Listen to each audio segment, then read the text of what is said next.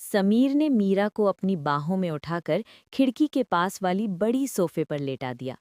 मीरा की टांगें समीर की कमर के इर्द गिर्द कस गईं। मीरा के होठों को अपने होठों में भर लिया। बाहर तूफानी बारिश हो रही थी। मुंबई की सड़कें दरिया बन चुकी थीं और ऑफिस की खिड़कियों पर गिरती बूंदों का शोर ऐसा था जैसे कोई ड्रम बजा रहा हो। मीरा ने ऑफिस के मेन गेट की ओर देखा, जहां पानी घुटनों तक भर चुका था।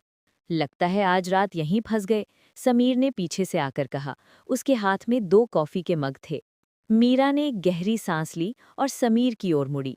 ऑफिस की पीली लाइटें मध्यम थीं और पूरा फ्लोर खाली था। शायद किस्मत यही चाहती थी समीर। समीर ने कॉफी टेबल पर रखी और मीरा के बेहद करीब जाकर खड़ा हो गया। समीर की सफ़ेद शर्ट के ऊपर के 2 बटन खुले थे और उसकी आंखों में एक ऐसी चमक थी जिसे मीरा बरसों से पहचानती थी। 5 साल मीरा, 5 साल। मैंने खुद को इस पल के लिए रोका है। आज ये बारिश भी हमारे बीच से नहीं हटेगी।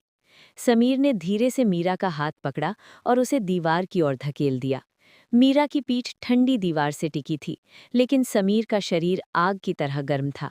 समीर ने अपना हाथ मीरा की कमर पर रखा और उसे अपनी ओर खींच लिया। मीरा, समीर, कोई आस।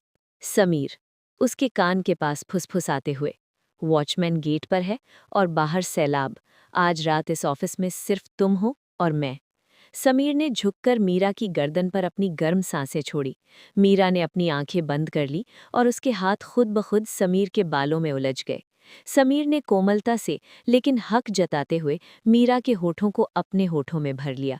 वो चुंबन गहरा, लंबा और बरसों की तड़प मिटाने वाला था।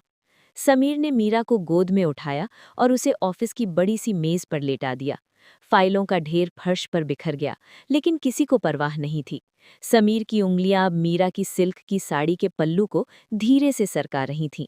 जैसे ही समीर का हाथ मीरा की नग्न कमर को छुआ, मीरा की मुंह से एक दबी हुई कराह निकल गई। बाहर बिजली कड़की और उसकी रोशनी ने केबिन को एक पल के लिए चमका दिया। उस रोशनी में समीर ने मीरा के खूबसूरत बदन को निहारा।